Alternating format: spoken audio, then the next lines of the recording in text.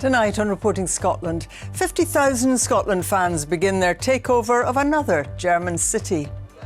But there are concerns about fan zone provision in Stuttgart as Scotland prepares to take on Hungary at the Euros. It won't be enough. We are grateful they've done something, like I say. There's going to be tens of thousands of ticketless Scotland fans in Stuttgart. Also in tonight's programme, with less than a fortnight to go until the election, Labour leader Keir Starmer campaigns in Scotland. We're also in Inverclyde, hearing from one community and what matters to them ahead of the vote. Cruise liners comes in and what have they got to offer in Greenock? Absolutely nothing. The Greenock town centre, I think, could do with a bit of money spent on it. I don't feel like I'm, going on social media being like, oh God, am I going to get cancelled? Inverness-born actor Karen Gillan talks about so-called cancel culture and coming home. Coming up in the sport, an injury blow for Scotland ahead of their final group game in Euro 2024. I'll be live from Stuttgart. And how a trainee guide dog has become a bit of a celebrity at Arbroath Football Club. Hello, I'm Sally Magnuson. Welcome to Friday's programme.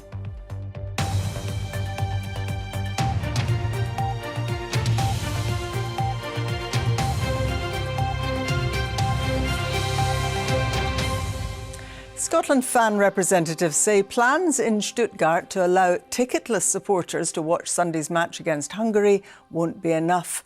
The big screen in the city's main fan zone will be showing the home team Germany's game against Switzerland, which kicks off at the same time. Event organisers have set up another area for fans to watch the Scotland match, but there's concern among the Tartan Army that it won't be able to cater for the numbers who want to watch the game away from the stadium. Stephen Godden reports from Stuttgart. Stuttgart, the third leg of the Tartan Army's German adventure, and they hope not the final destination. Everything rests on Sunday's result against Hungary. Years and years we've dreamed of Scotland getting through qualifying from the group stages. This could be it, we could make it. We want to keep going as far as we can. It's been fantastic so far. We've had such a good time. It would be extra on the credit card. It would be more holiday from work. It would be the whole lot, but it would be so worth it because I'm 31 years old and this is my first major tournament of my life, and so we want to go all the way, don't we? 100%. With fans on the move, the Stuttgart authorities are expecting 50,000 to arrive by Sunday. And for those without tickets, the question is where to watch the game. The main fan zone here in Stuttgart can hold 30,000 people. The problem for the Tartan Army is that Scotland's match against Hungary kicks off at the same time as Germany plays Switzerland. And as the host country, the big screen here will be showing the Germany game.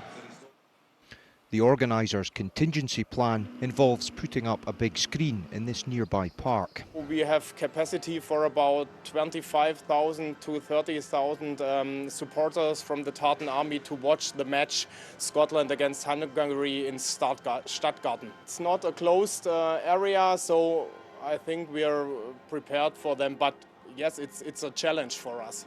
It's a challenge that fan groups say they saw coming, flagging concerns with the organisers in the run-up to the tournament. Do you think what they've put in place here for Scotland fans will be enough? It won't be enough. We are grateful they've done something, like I say.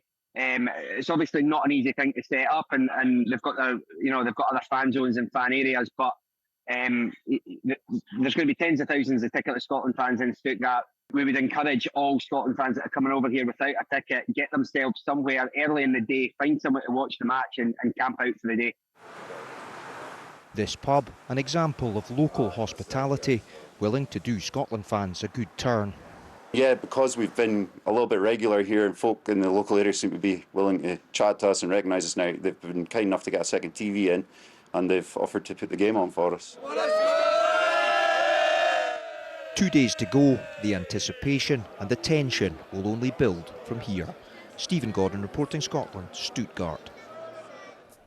Our sports news correspondent Chris McLaughlin is in Stuttgart for us. Chris, what's the morale like going into this next match with Hungary? Well, Sally, you're never really stuck for an opportunity to gauge the moods of the Tartan Army.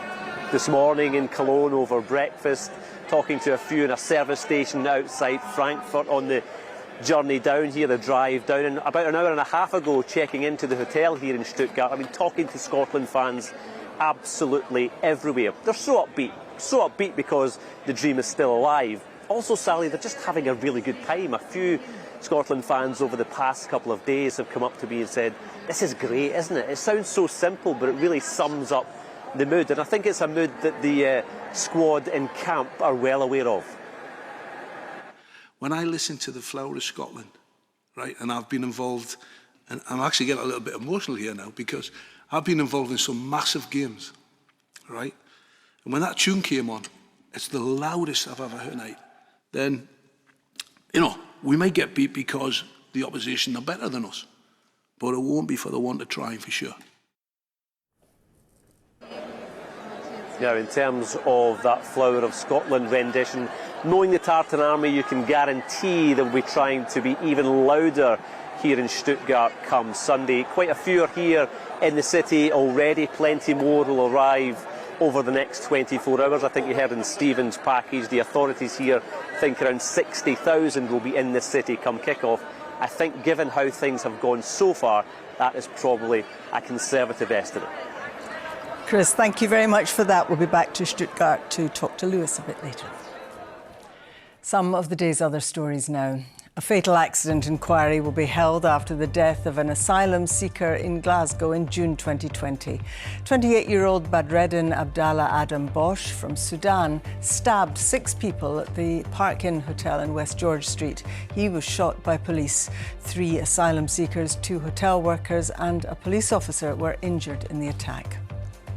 A senior manager in charge of the construction of the ferry Glen Sannox has been removed and a further delay to delivery expected, the BBC understands.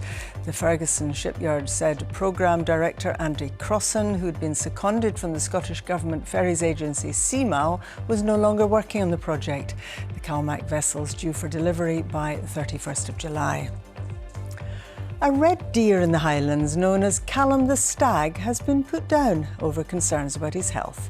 The deer was popular with tourists at Torridon's Ben car park, often walking up to visitors as they took his photograph. The National Trust for Scotland said the decision had been made after advice from a vet. Now, with less than 2 weeks till polling day, the election campaign continues to gather pace. Labour leader Sir Keir Starmer made another trip north of the border to promise jobs and investment and a key role in government for Scottish MPs. Our political correspondent Phil Sim was there.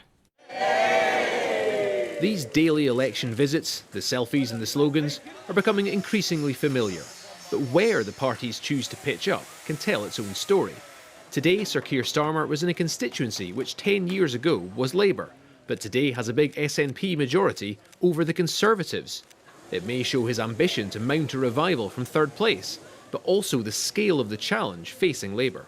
We've changed the Labour Party across the UK, and we're now in a position to win an election which is so important for Scotland. So many people in Scotland want change. It is a straight choice between carrying on with the Tories, that won't help Scotland one bit, or an incoming Labour government with Scottish Labour MPs at the very heart of what comes next. That is very, very good for Scotland. The SNP, meanwhile, were campaigning in Glasgow with some familiar faces. This is territory they took from Labour and desperately want to hang on to. Success looks like as many SNP MPs as possible in Westminster holding Labour to account. We think it's probably inevitable that Labour will form the next government. And if that is the case, a voter who cares about ending austerity needs to vote SNP. The Conservative campaign once again did not feature Douglas Ross. The outgoing leader hasn't done one of these media events for over a week. The Tories were also on the defensive today, seeking to hold off SNP challenges in their heartlands. There's only one poll that matters, and that's on election day, and I'm not going to second guess the judgment of the voters, but I know we're running a very positive campaign, a campaign focused on the local issues that people are worried about, and trying to end this discussion, this perpetual debate the SNP want to have, which is about independence and referendums. The Lib Dems are also grappling with the defence of some rural seats. And unlike the others, they are hoping to finish third. Well, look at the smile on my face. Lib Dems are having a great campaign. We're going to make a big leap forward at this election, and I'm not going to make predictions about numbers, but I will tell you this. There will be more Liberals than Nationalists on the Green benches of the House of Commons in the Parliament to come. With almost 2 weeks left to persuade voters, parties will, of course, insist that everything's going fine, that it's all to play for. But the seats they are targeting might provide a window into their expectations for polling day. Phil Sim, reporting Scotland. We're staying with the election now, focusing not on the politicians, but on you, the people they're being elected to serve. Katrina Renton's been in Greenock talking to people there about their priorities. Greenock on the River Clyde is a town with a rich history of industry and innovation. It was a bustling port, a gateway to the world, renowned for shipbuilding and then electronics as part of Silicon Glen. But times have changed. And while efforts are ongoing to keep the shipbuilding tradition going, many local jobs are now in the public sector, call centres and hospitality. On a sunny day, there are lots of people around here on the Esplanade, so we're better to ask people in Greenock what their priorities are for the election. Well, for a start, we need to get them 2 ferries built, which are millions over budgeted, and they're what, 7 years late? 6-7 years late? How can the islanders survive without their ferries? At this cafe, many people will make their choices at the polls based on the cost of living. I think ultimately the biggest issue for everyone is probably the cost of living crisis now, gas bills, electricity. So ultimately I think that's the biggest issue for most people at the moment. And the future of the town centre is a concern for others. Cruise liners comes in and what have they got to offer in Greenock? Absolutely nothing. You've got a pound shop, you've got one clothes shop, Primark, you've got nothing in the town. So the town's kind of got a bit run down? It has got run down completely. Like most towns, there isn't much going for it. The Greenock town centre, I think, could do with a bit of money spent on it. With polling day less than 2 weeks away, it's nearly time to choose what you like best. Katrina Renton, reporting Scotland, Greenock. Karen Gillan is back on the small screen in a new TV drama called Douglas is Cancelled. In it, a veteran TV anchor's career's in tatters after making an inappropriate joke at a wedding. Hugh Bonneville stars as the anchor, and Inverness-born Karen Gillan is his co-host Madeline. Our entertainment reporter David Farrell has been speaking to Karen about the role and about Inverness versus Los Angeles. That's all for today. Same time tomorrow? Why not? See you at 6. Tackling the topic of cancel culture isn't an easy one, but a new TV drama, Douglas is Cancelled, does so with some dark humour, which Karen Gillan says is a bit of a roller coaster. It starts off as this sort of this comedy workplace sort of comedic farcical TV show, and then around episode 3 it takes a little bit of a turn and becomes much more of a drama that's tackling some pretty serious subject matters. A big one in the show is abuse of power in the workplace, and so my character is someone who at the beginning seems really hard to read. People might describe her as like manipulative or calculated, but then you get to see everything that the character's been through in order to just survive the workplace, and it is a lot for a lot of women in a lot of work environments. Do you fear cancel culture? To be honest, it's not one of my big fears. I don't feel like I'm, going on social media being like, oh God, am I going to get cancelled? I think that when we were making this TV show, it definitely, came into the forefront of my mind a little bit more than it normally does. Karen now bases herself in LA, but coming home to her family in Inverness is important to reset and escape the prying eyes of the world's media. There's a part of me that just wants to get a little cottage up in the Highlands and just do that for the rest of my life. But I married an American, so I think that's ruined my plan. Maybe he can come back with me. But, coming home is just, it's like exactly like you described. It's like a step away from everything. It feels like a reset. And all my mates are still in Inverness. So that's a huge part of coming home. Do they prefer coming to see you in LA? I don't know. I feel like I'm visiting them in Scotland a lot more than they're visiting me in LA. So maybe they like Scotland better. So move over LA. Inverness is where it's at. David Farrell, reporting Scotland. Let's get tonight's sports now. Lewis is in Stuttgart with the latest from the Euros. How are you bearing up over there? I'm faring very well, Sally. Yes, indeed. Good evening from Stuttgart, where in the stadium behind me on Sunday night, Scotland will face Hungary in what can only be described as one of the biggest games in recent history for the national team. They'll go into it, though, without Kieran Tierney. He and his club, Arsenal, for a further assessment. But on social media, he said that heartbroken doesn't cut it. Steve Clarke and his players will arrive here in Stuttgart tomorrow before they play their final group game, which they hope will not be their final game here at the tournament. And Sheila McLaren has been taking a look at what they need to do to get to the last 16. Venue 3 of Scotland's Euro adventure, and the place where knockout dreams will live or die. We know what's ahead of us against an extremely good team. Well organised by the Italian coach. You can see that in their team, but they also have individuals who are very good. So we know we're in for a tough game, but if you had said to us, we still have a chance of qualifying going into the last game, snap your hands off. They want to see that on the pitch, we are, sorry for the word, but we are spitting our blood. This is what I ask to the guys. I don't ask to them to win. I don't ask to them to shoot goals, to score goals. I just ask to them to put their maximum effort. This is how that table looks. The top 2 qualify automatically, with the 4 best third-place teams in the 6 groups also going through to the round of 16. So win or bust? Maybe not. Well, this tournament format has been used 33 times over the history of football. Almost always, 4 points has been enough to progress as one of the 4 best third-place teams. So on Sunday, we'll be going out to try and beat Hungary, move to 4 points, and all but guarantee we'll progress to the last 16. However, there are a few permutations that could happen in the other groups that would allow 2 points to be enough for us to progress if we can get a draw with Hungary. One of those permutations involves England beating Slovenia by 4 or 5 goals. We'll see. More than 10,000 Scotland fans are expected to be inside this stadium for the match. They've made plenty of noise in the 2 games so far, and their backing will be crucial once again as Steve Clarke's side look to make history here on Sunday night. Sheila McLaren, reporting Scotland at the Stuttgart Arena. Well, we can now go live to our reporter, who is at the team camp in Garmisch-Partenkirchen. Jane, we heard about the injury to Tierney. How big a loss is he, and what sort of implications will that have on the team?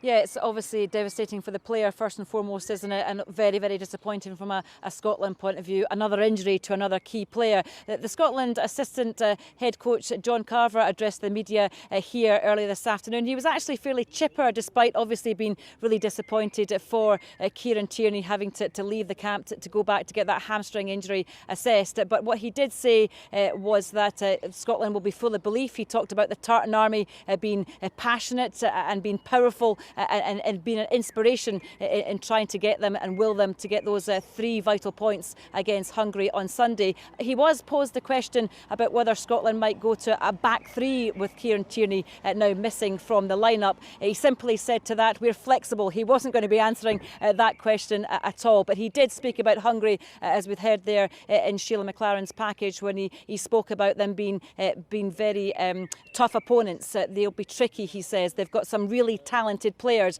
They'll want to get off the mark in this tournament. They've not won or picked up any points so far in these Euros in their opening 2 games, so they'll be looking to rectify that. But in Scotland, he did say that the team would be full of belief, they would be full of confidence to try and get those vital points that could be history in the making. It could see us through to the last 16. And he's called upon the Tartan army to be even louder on Sunday as they were on Wednesday night pre that game against Switzerland. I'm pretty sure they will be. Absolutely. Well, Jane, from the team camp, thank you. And it is not just a massive weekend ahead in the football. Let's turn our attention to rugby, shall we? Because Glasgow Warriors are into the final of the United Rugby Championship tomorrow, where they will play Bulls. And it is a crunch weekend ahead in Pretoria for the Warriors. And their head coach knows that they'll have to be better than they were against the mighty Munster if they want to get a result. Yeah, I don't think what we've done last week will be enough to beat the Bulls here. We'll have to make a step up. I think There's going to be a big challenge. I know this. I'm South African. I know their heartbeat. I know how the blood goes through their veins, and I know how they desperately want to succeed. So we face another challenge. It's not. There will be comparables, but we definitely see this as a different challenge. And yes, I agree. We must step up if we want to, to be competitive until the end of the game.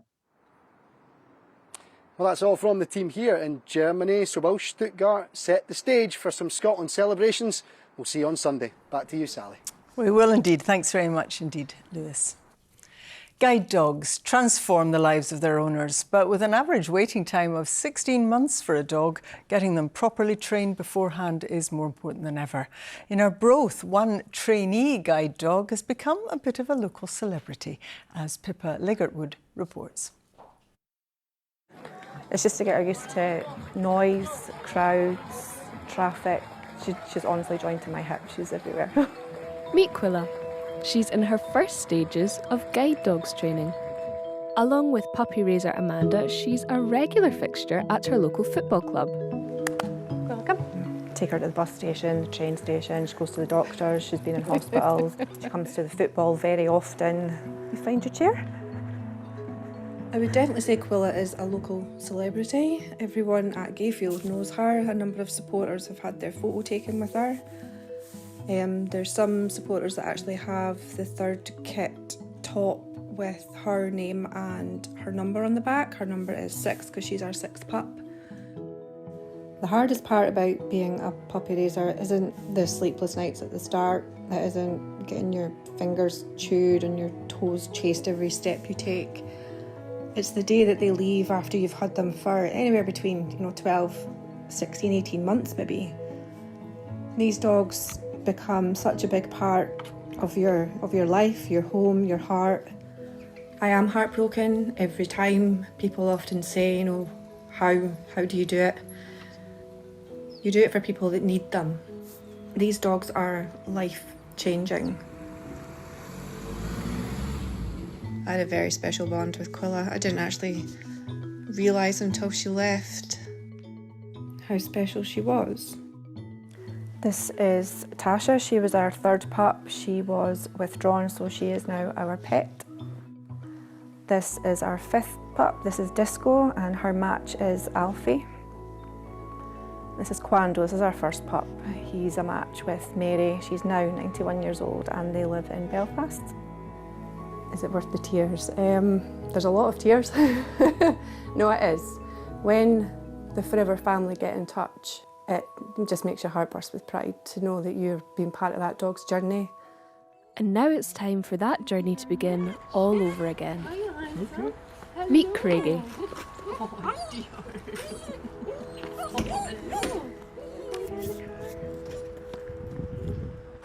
Oh, lovely stuff. Let's get the weather now with Judith, and a lovely picture from the far north up there. And we've got 18 Celsius up here today.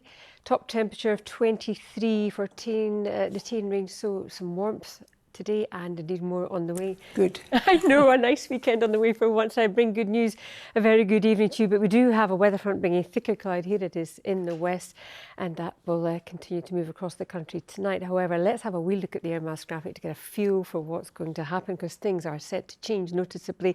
You see, the deeper the oranges, the warmer it's going to get, so we are going to see temperatures into the low 20s come Monday, with a plume of warm air all the way up from the Mediterranean and France. We're going to see temperatures widely into the low to mid 20s, so very warm and humid. And as far as this evening's concerned, we're seeing our weather front bringing thicker clouds, some outbreaks of rain. As it moves across the country, it loses its energy, just bringing a bit of cloud, really becoming confined to the east and into Shetland as well. Behind it, drier and clearer, and it will be a mild night. Into tomorrow, well, there'll be a lot more in the way of sunshine first thing.